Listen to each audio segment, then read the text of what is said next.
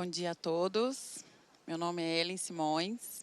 Vou conduzir aqui, junto com vocês, como moderadora, o painel de diálogo com comunidades.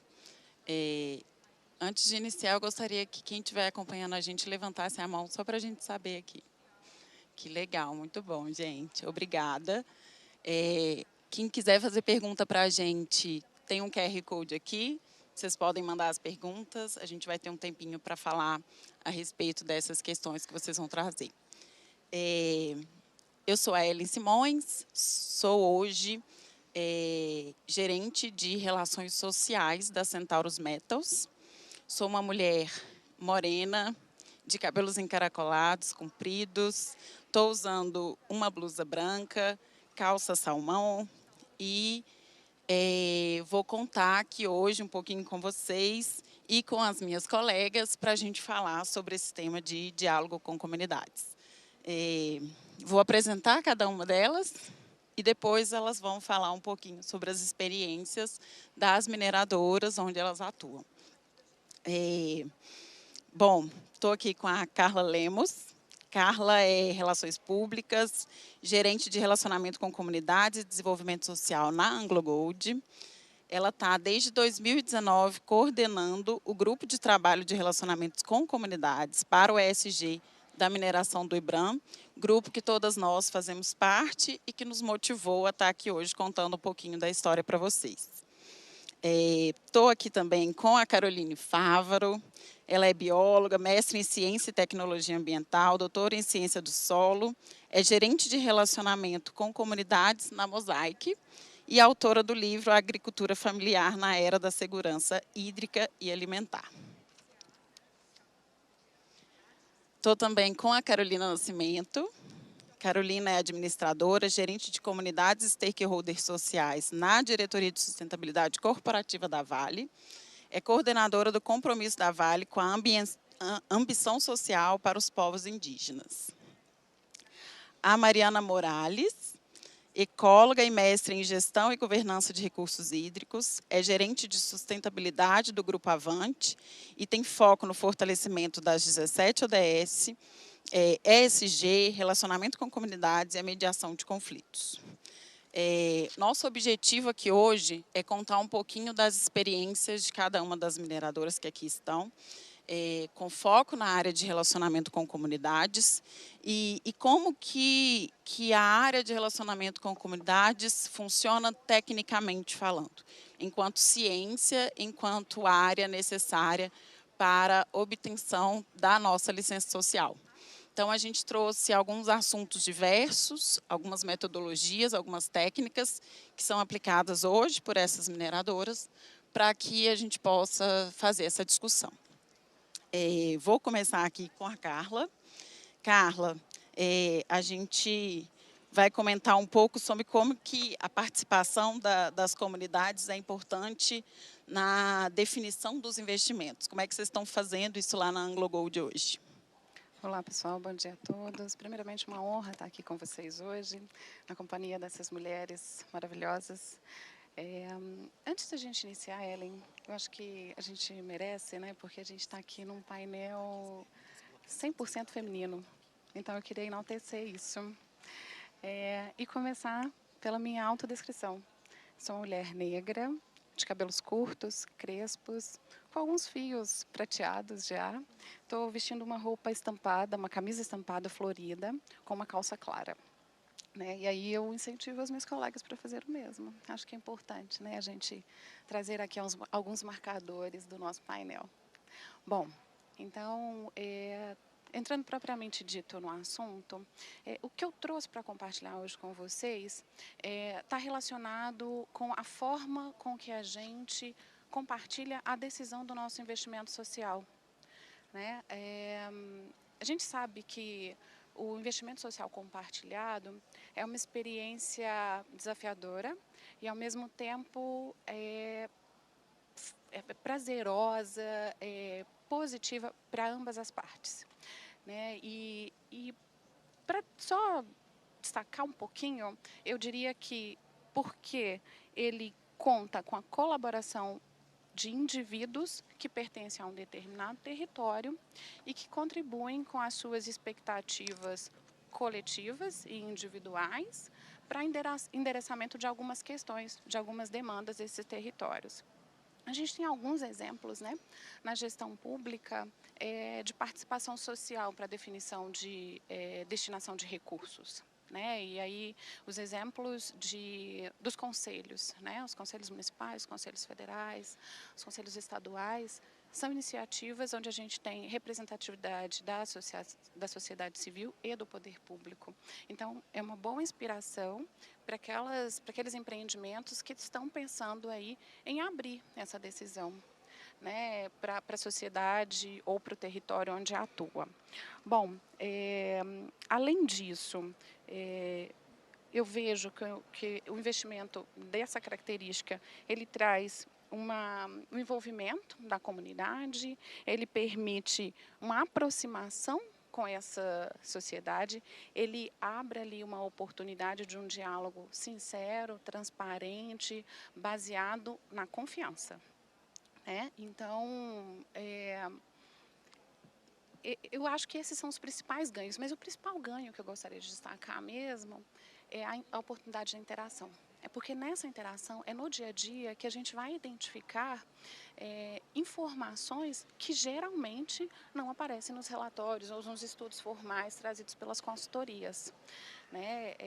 Porque essa interação permite a gente conhecer o dia a dia, a dinâmica de como as coisas acontecem naquela localidade. Bom, não vamos romantizar, né? É muito desafiador. Né? Principalmente porque nesses espaços a gente vai encontrar também aqueles dito detratores.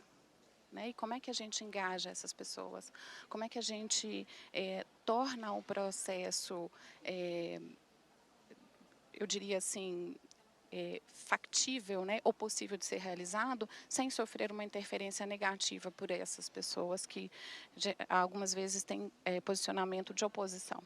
Né? Então, dentro desse contexto, a experiência que eu trago para vocês é o nosso programa Parcerias Sustentáveis. É uma iniciativa que está na empresa desde 2010. A gente já apoiou mais de 280 iniciativas e cerca de 50 mil pessoas impactadas pelo programa. E o programa, eu destacaria, possui 4 fases ou 4 estágios no seu ciclo que acontece anualmente. Então, a gente tem um processo de seleção das iniciativas, e esse processo de seleção é a principal parte onde tem essa decisão compartilhada. A gente tem um processo de edital, inscrição das propostas e apresentações públicas composta por uma comissão que avalia e seleciona as instituições que vão ser contempladas durante um período de 12 meses. E esse período de 12 meses ele é composto por um ciclo de desenvolvimento e acompanhamento dessas iniciativas que foram selecionadas. E ao final do primeiro ciclo de 12 meses, algumas dessas iniciativas podem retornar numa fase que a gente chama de aceleração, que é uma fase onde a gente potencializa a iniciativa, né, ou o negócio social. E é legal falar também, a gente, quando iniciou, lá em 2010, a gente atuava com projetos sociais. E a gente viu que, com o amadurecimento do programa, a gente tinha uma oportunidade para a gente avançar. E aí, quando a gente decidiu por avançar, a gente focou em negócios sociais, que basicamente tem uma característica de um negócio, de um empreendimento, mas ele traz para o seu principal objetivo a solução de problemas da sociedade. Né? Ele não é um negócio convencional, onde o principal objetivo é um retorno financeiro, um retorno econômico apenas. Né? O negócio social, sim, prevê o retorno financeiro e o retorno econômico, mas com um impacto positivo na comunidade, na sociedade, para a resolução de um problema local. Então, neste ponto, é que a decisão, a participação social, ela traz mais uma vantagem, porque as pessoas conhecem os problemas que afligem aquele território. Né? Então, essa decisão compartilhada possibilita esse encontro de interesses. Não é um interesse apenas do empreendedor, né, do empreendimento minerário, mas um encontro das nossas necessidades com as necessidades do território. Acho que por aqui eu vou encerrando minha fala, mas deixando o espaço aberto, né, para a gente bater esse papo. E quem tiver alguma pergunta para a Carla também, para ela aprofundar um pouquinho mais, só mandar mensagem para a gente aqui por meio do QR Code. A Carla falando sobre como que a comunidade participe, como que ela se envolve, porque ninguém conhece melhor o espaço onde está, ninguém conhece melhor a sua comunidade, a sua cidade, do que quem está morando ali. A gente até atua lá dentro, a gente conhece bastante do espaço, mas quem vive, de fato, é que consegue falar com propriedade. E um outro tema que a gente precisa trabalhar dentro da mineração na área social é a gestão de impacto social. Existe aquelas questões que são voluntárias, que a empresa vai atuar ali dentro, mas existe também as questões obrigatórias, que a gente tem que tratar, que a gente tem que mitigar ou até potencializar, dependendo do impacto. Um programa que é muito comum na mineração, que é o Programa de Educação Ambiental, também é feito pela Mosaic, e a Carol vai contar um pouquinho para a gente como que isso funciona lá. Bom dia a todos. Para mim é uma honra estar aqui nesse palco com essas mulheres que muito partilham das experiências e nos inspiram a se desenvolver mais, e com todos vocês. Obrigada pela oportunidade. Eu vou começar com a minha audiodescrição. Eu sou uma mulher branca de 1,62 m, tenho a pele branca, os cabelos cobres, e hoje estou com uma roupa, uma calça preta e uma blusa branca e preta e um casaco cinza. Falando sobre a gestão de impacto, é muito importante a gente conectar isso com a estratégia de sustentabilidade da empresa. Então, como a gente compartilha do mesmo território em todos os municípios onde a gente está presente, a gente precisa de aproveitar as oportunidades que a gente tem, mesmo dentro dos programas de atendimento de condicionantes, de se conectar com as comunidades e gerar valor dentro desses processos que a gente precisa fazer. Então, a gente sempre parte dessa premissa que nós partilhamos do mesmo território, e partilhando do mesmo território, a gente conecta o nosso público interno, nossos empregados, os nossos prestadores de serviço, com o programa de educação ambiental. E na Mosaic a gente coloca um C de cidadania, então a gente sempre fala em PEAC, e a gente, por meio disso, traz uma intencionalidade nas nossas ações, com empoderamento da comunidade, fazendo atividades que são presentes ali, importantes para a cultura local. Então, o nosso território é amplo, a gente sempre discute o que faz sentido para cada lugar, a gente tenta sempre ter um olhar de diversidade e inclusão e partilhar dessas discussões dentro das nossas atividades no dia a dia do PEAC. E só para vocês entenderem qual que é a extensão desse nosso programa, no ano de 2023 a gente teve mais de 430 ações, a gente está presente em 7 cidades fazendo esse programa rotineiramente e espalhados por todo o Brasil. Então, nós temos cidades no estado de São Paulo, em Minas Gerais, em Goiás, em Sergipe, e todos esses territórios a gente utiliza o nosso programa de educação ambiental e cidadania como um canal de diálogo, de empoderamento das lideranças que a gente tem ali. Nesse ano de 2024, só no primeiro semestre, a gente já fez 320 ações. Então, realmente, é um canal que a gente precisa de ter escutativa, porque ouvindo o que a comunidade traz dentro dessas conversas no PEAC, a gente consegue direcionar os interesses da empresa, mas também trazer ali uma forma construtiva para os interesses que a própria comunidade tem. Então, eu falo que a gente, dentro do PEAC, a gente tem uma oportunidade de estruturar o diálogo. E quando a gente tem um diálogo estruturado, a gente consegue ter esse direcionamento das ações, e trazer a cidadania para a prática. O que é a cidadania na prática dentro de um ambiente onde a gente partilha do mesmo território? Uma construção de diálogo, de transparência, geração de confiança nesse processo. Então, é importante eu levar os temas dentro do que pode ser atendido, dentro do que não é possível de ser feito.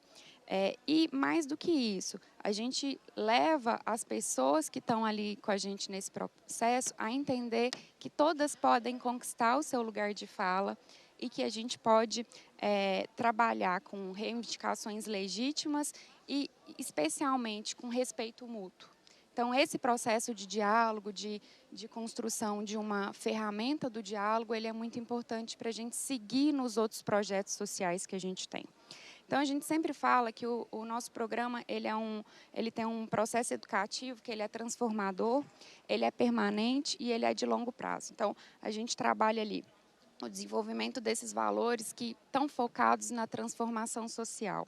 E aí, na transformação social, a gente trabalha a relação do ser humano, a gente trabalha as questões relacionadas à solidariedade, à igualdade, aos meios socioeconômicos, ao meio ambiente físico-natural. Então, tudo ali é aberto para discussão e as pessoas se sentem à vontade para poder fazer as críticas e também trazer elogios. Então, isso facilita muito, porque quando a pessoa da comunidade, da operação, se sente à vontade para poder trazer os problemas daquele território, a gente consegue trabalhar o conflito de maneira respeitosa e construir de forma colaborativa caminhos para a gente evoluir dentro desse processo. Então, isso é muito importante para nós. Nossos princípios básicos, ele aborda o enfoque humanista, holístico, democrático e, principalmente, participativo. Então, a gente incentiva que as pessoas participem e as atividades elas são feitas de acordo com a característica de cada localidade, de cada comunidade.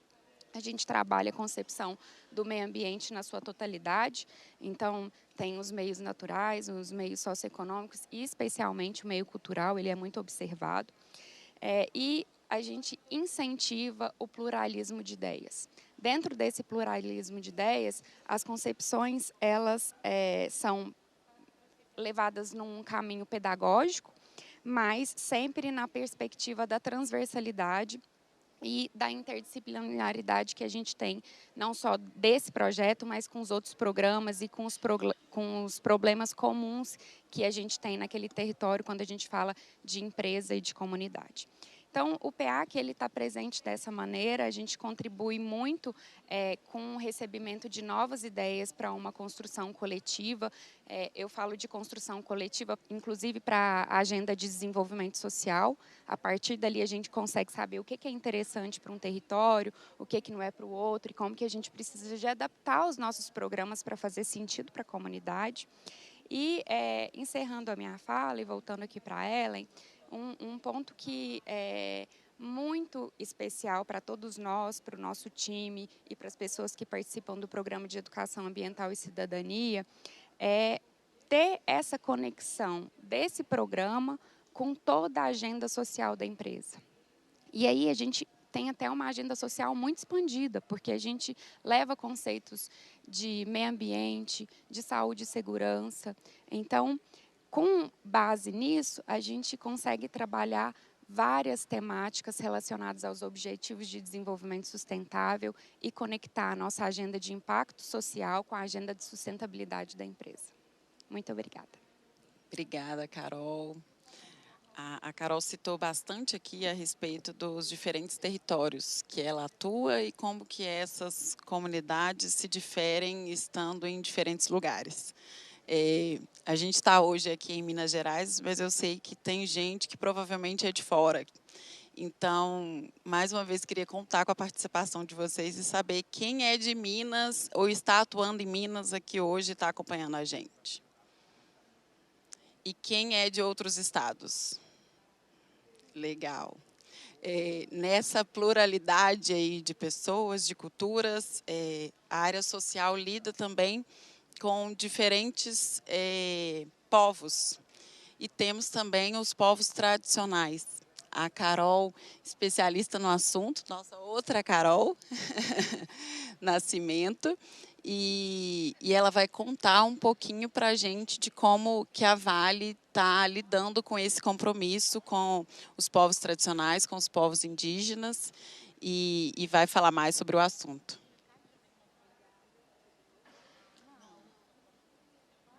Vocês me ouvem agora? Muito obrigada, Ellen. Antes de começar, eu também vou seguir aqui a orientação da Carla, não fazer minha audiodescrição. Eu sou uma mulher negra, de 1,69 m. Estou vestida com uma roupa toda preta e um chale na cor laranja. Tenho alguns fios prateados que eu disfarcei com uns fios dourados. Não estou como a Carla ainda assumindo os prateados. É um prazer estar aqui com vocês, em especial num painel de mulheres e com mulheres lideranças e de mulheres negras. Então, a gente discutiu já em outros espaços aqui do Congresso a importância da diversidade. Esse palco, acho que é uma luz assim, de esperança, né? Um farol que a gente tem aí para continuar perseguindo, onde as nossas competências e habilidades serão as primeiras a serem observadas, dando oportunidades para todos que têm condições, sim, de seguir esse caminho. Então, estou muito feliz de fazer parte desse momento com vocês. Bom, hoje eu vou abordar, como a Ellen bem trouxe, a experiência da Vale na implementação da agenda estratégica com povos indígenas, né? É uma agenda que ela vem sendo construída com muito diálogo. Nosso painel está falando sobre a importância do diálogo com as comunidades. E eu acrescento aqui que nessa agenda também ampliar esse diálogo com outros stakeholders que tratam a temática também foi muito importante e um processo muito rico para nós. Hoje a Vale se relaciona com 13 povos indígenas, sendo que 11, nós temos uma relação de vizinhança com as nossas operações. E são esses 11 povos que a gente está considerando nessa agenda estratégica que endereça direitos. Eu vou explicar um pouquinho para vocês o que isso significa. Mas como que isso começou? Como é que a Vale definiu essa agenda? Então, começou com um processo de revisão da sua estratégia de relacionamento lá em 2018. Então, ali a empresa se reformulou no sentido de ampliar sua estrutura, de colocar profissionais especializados na temática e convivência no relacionamento com populações tradicionais, que além dos 13 povos, a gente também se relaciona com mais de 40 comunidades tradicionais, entre elas quilombolas, pescadores, ciganos.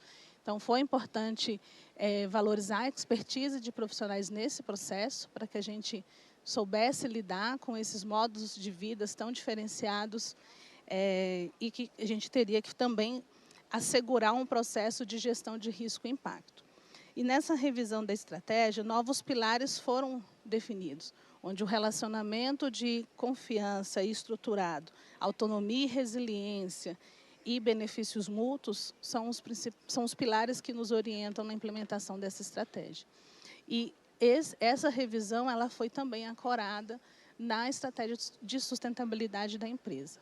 Somado a tudo isso, olhando um passado que a gente também evoluiu, fazendo uma escuta ampla com stakeholders estratégicos, como o movimento tem se posicionado e lutado pela agenda de direitos, o que as comunidades, através ali dos nossos analistas de relacionamento, têm demandado com relação também a apoio a acesso a direitos, nós iniciamos um projeto piloto, contemplando um projeto que fortalece o direito à educação. Como é que nós fizemos isso? Não fizemos sozinhos. Nesse processo de escuta, convidamos uma organização social, que é o ISPN, e junto com um colegiado de especialistas indígenas em ensino superior, indigenistas e outros participantes de experiências anteriores, onde o foco era a permanência de indígenas no ensino superior, nós criamos o PIPOU, é o Programa Indígena de Permanência e Oportunidades na Universidade. Hoje a Vale apoia esse projeto, esse programa que ele é co-criado, né, com essa organização social e com esse colegiado de stakeholders. Nós temos 100 indígenas apoiados no programa e finalizamos um edital recente, ampliando para mais 46 vagas. Mas fica aqui o convite para todas as empresas que estão participando do programa, que conheçam o People e que também venham fazer parte dessa iniciativa, porque a gente não quer apoiar o People sozinho, ele tem total condição de crescer. Como o People tem sido um programa muito exitoso e a cereja do bolo, posso dizer assim, tem sido essa cocriação, essa ampliação da escuta e do diálogo com os stakeholders, nós fizemos um novo processo de escuta para que a gente conseguisse definir qual é o nosso compromisso global nessa agenda de direitos. Como é que uma empresa como a Vale poderia se colocar nesse papel? E em 2021 nós publicamos um compromisso público da ambição social, e na ambição social da Vale tem uma meta específica para povos indígenas, que é apoiar as comunidades vizinhas às nossas operações a elaborar seus planos de acesso a direitos.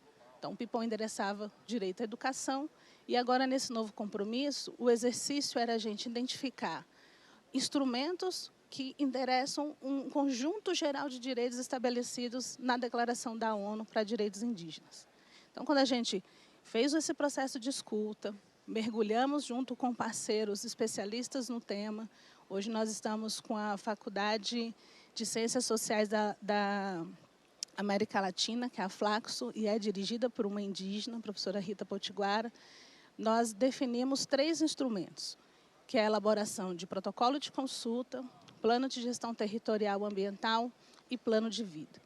Esses 3 instrumentos eles estão ancorados na política pública, na PNGAT, Política Nacional de Gestão Territorial Indígena, e são instrumentos amplamente defendidos na agenda de direitos indígenas pelos movimentos sociais, pelas comunidades que nos relacionamos e pelos diversos outros atores que apoiam a agenda de direitos indígenas. Mas como que a gente faz isso? Como é que a gente oferece, implementa um processo de consulta à comunidade, colocando a Vale nesse lugar? Convidamos atores importantes nessa militância, digamos assim, para nos apoiar e ajudar a gente a implementar esse processo. E a primeira etapa é a elaboração de um curso sobre direitos indígenas, que eu convido vocês a assistirem comigo um vídeo que traz o depoimento de 2 referências indígenas nacionais, professor Gerson Baniwa e Dr. Paulo Pancararu, que estão conosco nessa iniciativa como instrutores desse curso, e eles trazem as percepções deles com relação ao como essa experiência tem sido importante para essa agenda de direitos. Você pode soltar, por favor? Aí. Eu sou o professor Gerson Baniwa, do povo Baniwa do Alto Rio Negro,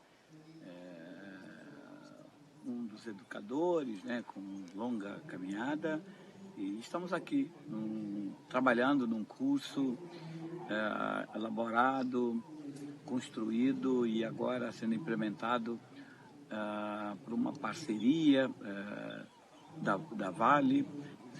A importância desse curso, sem dúvida, é como uma ferramenta, eu diria mais como um instrumento político, pedagógico, para que essa juventude, essa geração nova de lideranças indígenas Guajajara possam compreender um pouco mais, né, de forma um pouco mais aprofundada, primeiro, todo o processo histórico de luta dos povos indígenas no Brasil, na América Latina, de um modo geral, para poderem situar os desafios atuais, compreender, sobretudo, esse processo, essa caminhada, esse percurso histórico feito em base a muita luta, muita resistência. É um curso que está sendo muito bem, eu diria, não só conduzido, mas sendo desenvolvido com ampla, forte e muito rica participação de todos aqui.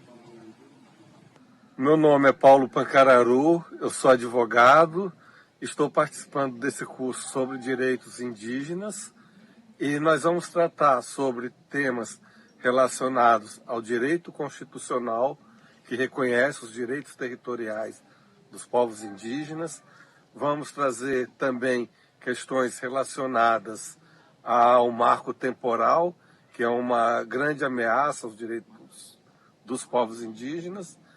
Então, nós vamos tratar desses temas gerais e temas específicos, buscando dialogar com a comunidade, os participantes, para fortalecer seus direitos, fortalecer o conhecimento, ampliar o conhecimento sobre os direitos e poder utilizá-los como instrumentos nas lutas pela implementação de políticas públicas consistentes.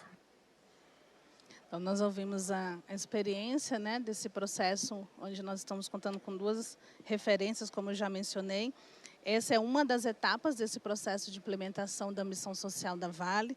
E, para concluir, assim, nós só chegamos nesse lugar, né, com tantos atores importantes do movimento nacional, referências indígenas e indigenistas, na elaboração e implementação dessa agenda, porque o diálogo foi a principal ferramenta lá atrás.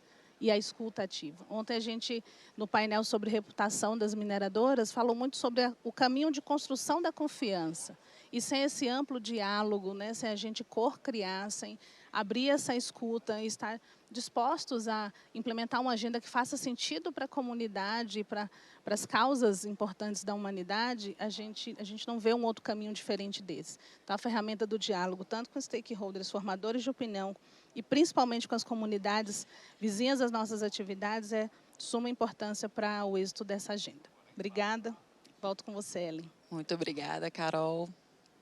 A gente sabe que, muitas vezes, essa proximidade com as comunidades gera um pouco de conflito, né? E, sem dúvida, um dos papéis da gente, enquanto relacionamento com a comunidade, é fazer a gestão dessas questões, desses conflitos, e, muitas vezes, da crise que é gerada pela nossa presença nas regiões. Então, Mariana, te convido a falar como que vocês estão fazendo isso hoje na Avante, como que a participação da empresa e das áreas técnicas é importante para que a gente tenha sucesso nessa gestão de conflitos. Bom dia. Primeiramente, agradecer a oportunidade de compor esse painel com você. São referências, né, na minha vida, né, na minha profissão. Vou me autodescrever, estou de blusa branca, calça preta, cabelos encaracolados e dourados também. Também não quis assumir os grisalhos, então estou dourada. Então, assim, muito desafiador esse tema, né? Porque aí a gente está falando de como engajar pessoas técnicas de áreas operacionais, de áreas totalmente, muitas vezes, distantes da realidade ali daquele local e dos desafios que, enquanto RC, enquanto relacionamento com comunidades, a gente tem no nosso dia a dia. Então, para iniciar, né, eu gostaria muito assim de trazer a questão da técnica, né, que a gente precisa incutir nesses processos. Então, muitas vezes a gente está fazendo relacionamento hoje, aqui no dia 12 de setembro de 2024, preparando o terreno para o dia 12 de setembro de 2030. Né? Então, às vezes, é uma fala que nós estamos começando aqui agora, que vai nos dar condição de operar e de ter um território menos conflituoso e mais harmônico para o desenvolvimento dessas pessoas e dessas localidades. Então, o profissional do relacionamento com comunidades, ele tem um desafio muito grande, porque quantas vezes eu já escutei, e acredito que vocês, é tranquilo, é só você saber tomar café e conversar bem, né? E quem dera, né? Se fosse fácil assim, se fosse uma engrenagem tão simples. Então, existe aí muito estudo, muita técnica. Você pode ver que o nosso próprio painel formado está composto de pessoas graduadas, pessoas com formação, pessoas que não param de estudar, né? Para que a gente consiga, de fato, entender as pessoas, entender os territórios, entender a nossa empresa e como que a gente relaciona da melhor forma com essas pessoas. E o relacionamento, muitas vezes, a gente condiciona ele ao RC, àquela pessoa que está ali, né, na ponta. Mas toda empresa se relaciona com o território, vocês concordam comigo? Todo mundo. A gente veste uniforme. A partir do momento que nós vestimos o uniforme, nós já estamos aptos a ser parados numa padaria, nós já estamos aptos de ser comunicados. Então, no Grupo Avante hoje, né, é uma empresa com 6 anos, né, então nós surgimos no segmento de mineração, de extração de ferro, após, né, muitos desafios do setor. Então, a gente tinha um compromisso de tentar fazer alguma coisa diferente com isso tudo. Então, a gente viu que se a gente trilhasse o mesmo caminho, a gente teria muitas chances de muitas coisas boas, mas também de muitos desafios que a gente já tinha visto. Então, em cima disso, a gente começou um trabalho muito sólido, né, de desenvolvimento de valor. E aí, esses valores, nós tiramos daquele processo de missão, visão, a gente trouxe para 4 palavrinhas, que eu falo que são as palavrinhas que talvez salvou muito da reputação e dos compromissos do Grupo Avante, que é pessoas, segurança, meio ambiente e comunidade. Então, como que a gente se relaciona com os valores da empresa, do negócio mineração? É através dessas 4 palavras. Então, como nós iniciamos já com esse fluxo, então ficou fácil de trazer essas pessoas para o nosso meio. E quem são essas pessoas? É o meu técnico de manutenção, é o gerente operacional, né? É o operador de máquina. E como que a gente, de fato, engaja? Porque o engajamento externo, a gente tem isso no nosso beabá, é dia a dia. Isso, né, enquanto relacionamento com comunidades, é o que a gente sabe fazer, é o que nos fortalece. Mas e o relacionamento interno? Né? Como trazer isso? Então, uma das estratégias que a gente implantou lá com a nossa operação foi o lançamento de um programa que chama Programa Avante Sustentabilidade. Dentro desse programa, a gente trabalha com 8 linhas temáticas, e dentro dessas 8 linhas temáticas, a gente tem 15 setores agregados. Ou seja, muitas vezes, os programas de sustentabilidade eles estão focados no meio ambiente, no social, na sustentabilidade. E a parte operacional, às vezes ali a parte de manutenção, de maquinário, ela não consegue se envolver naquilo. Então, dentro dessa estrutura de programa, a gente conseguiu condicionar também outras áreas, e a partir do PAS, que é o Programa Avante Sustentabilidade, a gente consegue trazer essa interação do interno com o externo de uma forma mais dinâmica, né, no dia a dia, na prática. Então, não só em termos de projetos e programas, que eu acho que isso também é comum ao mercado, os programas de voluntariado, os programas, né, que a gente consegue levar o nosso público interno para alguma ação executiva ali dentro do território, mas também na tomada de decisão. Então, o planejamento estratégico de um relacionamento com comunidades muitas vezes transita na mesa para que eles possam opinar e trazer também ideias e trazer, né, oxigenação para esse sistema. A gente tem também lá uma prática que eu acho que ficou muito efetiva, que é a reunião semanal com toda a operação, toda a liderança de operação, para a gente passar todos os chamados abertos pelas comunidades. Ou seja, o indicador nosso é medir o motivador. Essas pessoas estão entrando em contato comigo porque eu estou incomodando, ou elas estão entrando em contato com a gente porque elas precisam de ajuda e vê na gente um caminho de fortalecimento.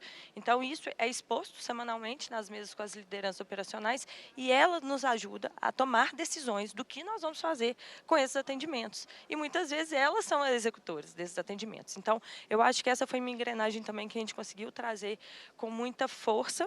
E uma terceira também que eu gostaria de trazer também é o relacionamento institucional com as empresas, né? Então, tem aqui Carla, a gente divide o território, a gente compartilha as experiências do território, e após esse momento que a gente conseguiu organizar o institucional das empresas e a gente ter um diálogo harmonioso e integrado, a gente vê que o desenvolvimento dos projetos, dos programas e os conflitos territoriais, eles diminuíram muito. Então, eu acho que esses três instrumentos juntos, eles estão nos ajudando a trabalhar com uma reputação hoje medida de 93% de satisfação da empresa no território. Eu estou falando num território que eu divido como unidade de conservação, que foi criada de pedido popular, né? Ela veio aí, é a mais recente, não vou citar nome, mas é a mais recente, criada aqui próxima a Belo Horizonte.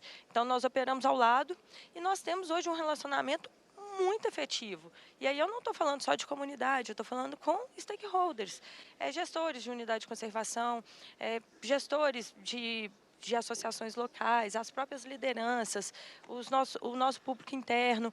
Por quê? Porque também, a partir dessas ferramentas e dessa forma de trabalhar compartilhado, de tomar decisão compartilhada com os demais setores, nós conseguimos trazer o quê? Uma unificação do compromisso e do valor que está sendo repassado para o território. Então, quando a pessoa ela vê o relacionamento com comunidades numa reunião, falando, né, do pilar pessoas, do pilar segurança, que ter zero acidente hoje para a gente é um valor, isso é importante, ou do respeito das comunidades, ela está escutando a mesma coisa do líder dela lá no DDS. E ela está escutando a mesma coisa do prestador de serviço, e às vezes ela ou está cobrando o prestador de serviço que ele fale a mesma coisa.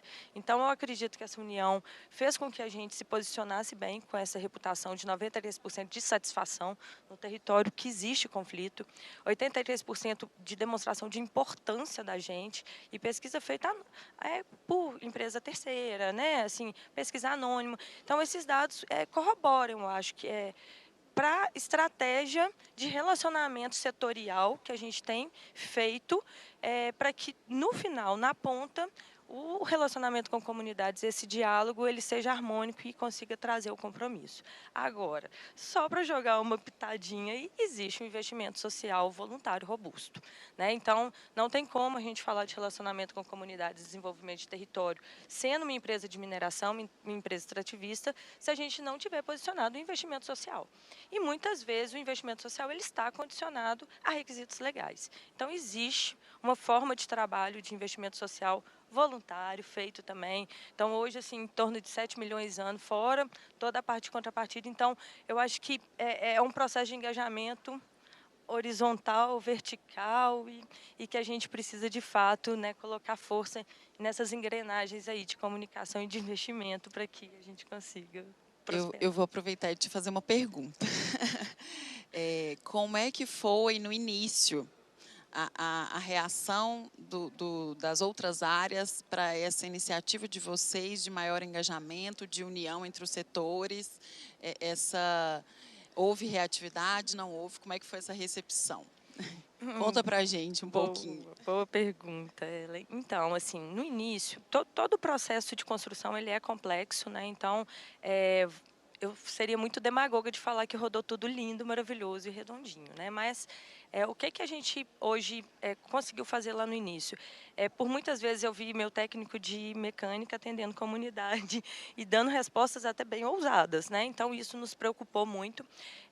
E por muitas vezes eu, Mariana, enquanto gestora da parte de relacionamento, escutei, gente, qualquer um que sabe conversar pode atender a comunidade. Então, eu conversava muito, falava, beleza, eu sei ligar chuveiro, eu posso ir na sua planta fazer uma manutenção? Ou você estudou sua vida toda para que isso seja feito com, né, legalismo, de forma que tem que ser feita. E aí, assim, tendo diálogos muito transparentes e muito sinceros, eles foram entendendo o potencial. Mas eu acho que a gente só conseguiu virar a chave quando a gente começou a ter resultado, né? Então, menos conflito, menos reclamação, uma parte de interação com as comunidades no sentido muito mais respeitoso. Então, voltou para a própria operação todo o compromisso e o respeito que nós ajudamos a levar para as comunidades. Então, acaba que, aí, com 6 meses de trabalho árduo, a gente conseguiu botar as engrenagens mais acertadas. Muito legal. Eu estou lembrando aqui, a minha atuação hoje ela é focada no sul do Pará, no projeto Jaguar da Centauros, e até pouco tempo a gente estava ainda em fase de pesquisa mineral. E não é porque o projeto ainda não foi implantado que o relacionamento com a comunidade não existe, muito pelo contrário, ele é demandado todo o tempo. Então, em toda fase, a gente precisa estar próximo e as pessoas pedem a presença da área técnica, as pessoas querem saber o que o profissional que vai exercer aquela atividade pensa a respeito do assunto, qual que é o impacto que aquilo vai gerar pela voz de quem é técnico no assunto. E muitas vezes não é só pela nossa voz. Então, isso é de uma importância muito grande da gente trazer para dentro das nossas empresas, né? Eu vou trazer mais uma pergunta aqui. Carla, 2 pontos. Como é que vocês transformaram de projetos sociais para negócios sociais? E como é que vocês estão promovendo os empregados facilitadores e se estão promovendo? Ok. Quando a gente vislumbrou a ideia, a gente foi beber na fonte, né? Então, a gente foi pesquisar sobre o Mohamed Yunus, que é uma primeira pessoa quem trouxe esse contexto de negócios sociais para uma dimensão da sociedade mesmo, né? Então, ele tinha um desafio, um problema que era relacionado à subnutrição de crianças na Índia. Então, e tinha um segundo problema, que era a questão da dependência das mulheres em relação aos seus maridos, e muitas vezes essas mulheres sofriam violências domésticas. Então, ele tinha esses 2 desafios sociais para resolver.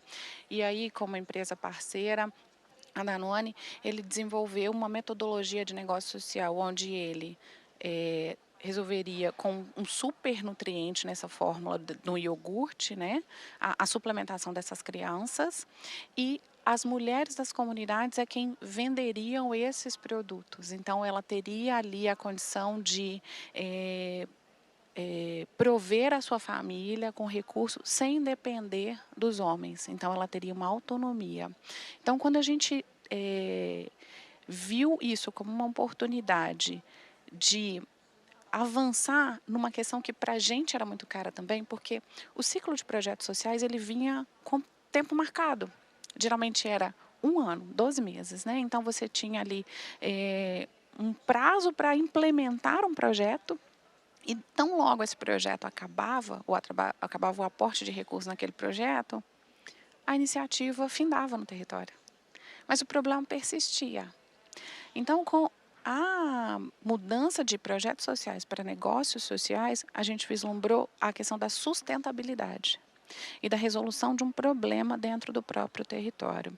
Então, dentro do programa hoje, a gente tem 3 pilares, né, que é o empreendedorismo da diversidade, a gente tem soluções ambientais e a gente tem turismo, gastronomia, que são as linhas que perpassam o programa. Então, a gente apoia a iniciativa nesse sentido. Aí, o edital prevê receber iniciativas nesse contexto e as pessoas que participam da seleção, elas recebem os projetos previamente, têm condições de analisar segundo critérios claros, já previstos nesse edital.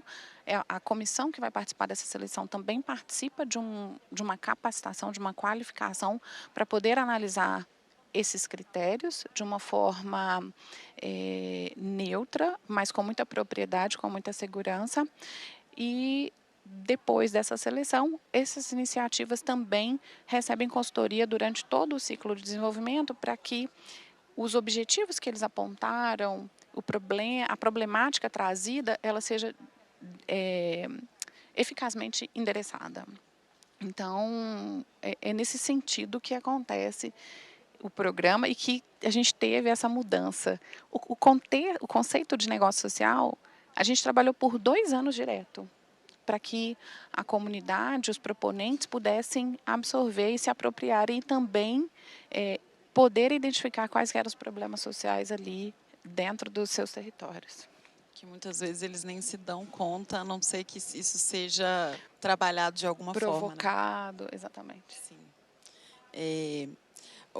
Carol, você falou um pouco sobre a definição de quais as reivindicações são legítimas. E eu acho que a gente, enquanto área técnica e defendendo que a comunicação com a comunidade é sim técnica, eu queria entender como que você, com a ajuda do seu público interno, com a ajuda das outras áreas, como que vocês definem qual reivindicação é legítima baseada na gestão de impacto? Bom, esse é um desafio para nós, eu acho que para todas as empresas. Por quê? A gente, ao ouvir uma demanda relacionada à empresa, muito quando ela é relacionada a impacto, a gente já fica, mas não é isso não. Mas eu sempre falo que percepção de impacto é diferente de impacto.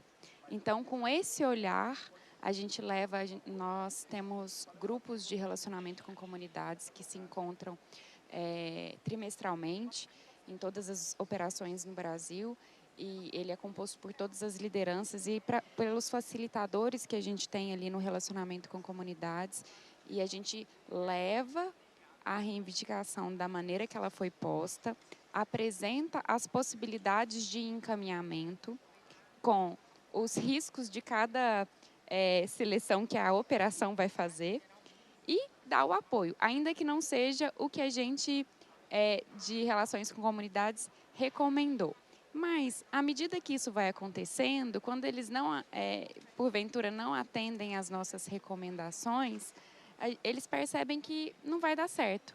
Então, hoje o que a gente tem é uma escuta muito legítima das nossas recomendações enquanto as solicitações da comunidade e um apoio da área operacional no sentido de resolver não o problema imediato, mas pensar em soluções de médio e longo prazo para que a gente evite novas demandas. Então, a gente já tem um trabalho bem consolidado com as nossas operações de gestão preventiva de conflitos. Então, eu tenho lá a minha estatística das demandas que são geradas nos períodos do ano, porque elas são sazonais.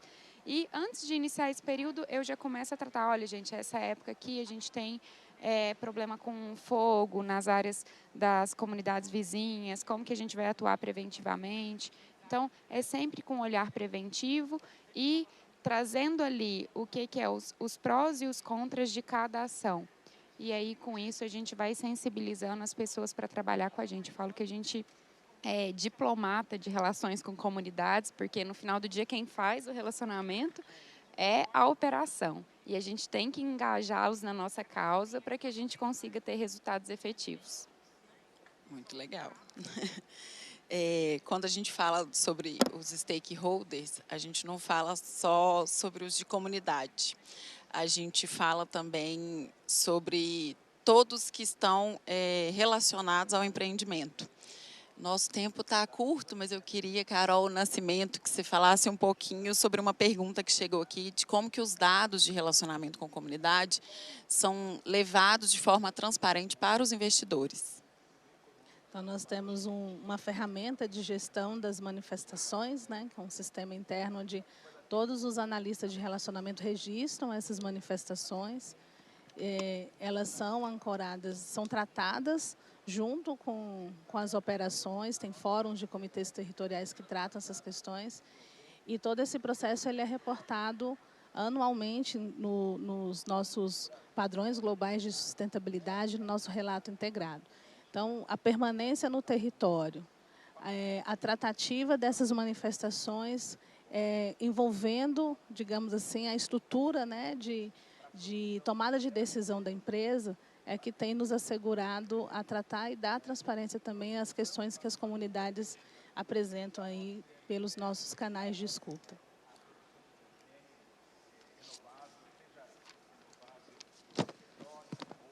Obrigada, Carol. Estava recebendo um recadinho aqui. Quem está aí com a gente ainda, levanta a mão. Ó, que legal, muito bom, pessoal. Só para a gente fechar aqui, fica um questionamento, assim, né? A gente trouxe aqui, a gente buscou trazer, né, diversos pontos que estão relacionados ao envolvimento social da empresa. A gente falou um pouco sobre impacto, a gente falou um pouco sobre crise, sobre conflito, sobre comunicação com os povos tradicionais, sobre investimento voluntário, né? Então, o questionamento que fica é até que ponto a gente de fato, tratando a área social como técnica dentro das nossas empresas e lidando com isso, com a importância que ela tem para o negócio, para a licença social que a gente tanto fala. Então, o fortalecimento dessa área, desse relacionamento, desse engajamento junto com as comunidades, com os territórios, com as cidades onde a gente está, ele é fundamental para que a gente consiga cada vez mais ter junto com a gente essa população e, de fato, trazer um desenvolvimento para essas pessoas, que eu acho que é um pouco do objetivo de todos nós, enquanto empresa e enquanto trabalhadores aqui desse setor. Eu gostaria muito de agradecer a presença de todos vocês e por ficarem aqui acompanhando a gente. Eu vou pedir rapidamente, se todo mundo puder levantar a mão, a gente vai tirar uma selfie e depois vocês não vão embora, por favor, porque vocês foram convidados a permanecer no auditório, porque o nosso diretor-presidente do IBRAM, Raul Jungmann, ele vai fazer um pronunciamento e vocês estão todos convidados a participar, tá bom? Então, rapidamente, só para a gente encerrar, vamos fazer a nossa selfie aqui com a participação de todo mundo, com a mãozinha levantada, sem fazer barulho, porque não pode bater palma.